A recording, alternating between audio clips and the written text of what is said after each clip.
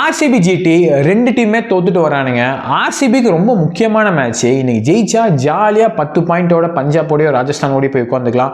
அதுவே நீங்கள் தோத்தா நடுவில் இருக்கிற டீமோட போட்டி போட்டு தான் பிளே ஆஃப்ஸ் போகிற மாதிரி இருக்கும். ஸோ கண்டிப்பாக ஆர்சிபி வந்து அவங்களுக்கும் நடுவில் இருக்கிற டீமுக்கும் ஒரு கேப்பை கிரியேட் பண்ணணும்னு நினைப்பானுங்க. பட் ஆர்சிபி டீமை பார்த்தீங்கன்னா சரியான டீமுங்க. அது அந்த டீமில் இருக்கிற ஒரே வீக்னஸ் என்னன்னா 6th bowling option.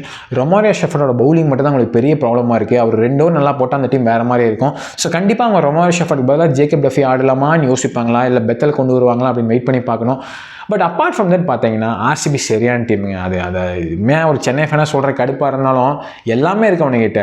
Batting, Virat Kohli, fill ஷாட்லேருந்து ஓப்பனிங்லேருந்து நடுவில் டிஸ்ட்ரக்டிவ் வரைக்கும் எல்லாமே வச்சுருக்கானுங்க. பவுலிங்குமே ஹேசல்வுட், புவனேஷ்குமார் பவர் பிளேக்கு, குணால் பாண்டியாலாம் எதுமோ ஒன்று போட்டு யாக்கரை போடுறாரு, பவுன்சர் போடுறாரு, போட்டு நிறுத்திடுறாரு.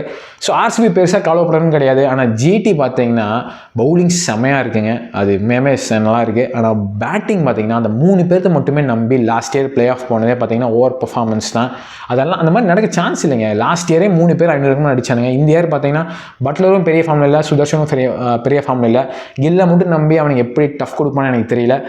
பட் ஸ்டில் நல்லா பவுலிங் போட்டு திரும்பியும் வந்து சாமிகிட்ட வேண்டிக்க வேண்டியதான் அந்த டாப் 3 ஆடி கொடுக்கணும் அப்படின்ட்டு. பட் இன்றைக்கி பார்த்தீங்கன்னா கண்டிப்பாக ஆர்சிபி தான் ஃபேவரட்ஸ். ஒரு சென்னை ஃபேனாக ஜிடி ஏதாச்சும் பண்ணுங்கடா அப்படின்னு எனக்கு இருக்குது. பட் எனிவே நீங்கள் என்ன நினைக்கிறீங்க அப்படின்னா காமெண்ட்ஸ் சொல்லுங்கள். அந்த மாதிரி வீடியோஸ்க்கு சப்ஸ்கிரைப் பண்ணிக்கோங்க.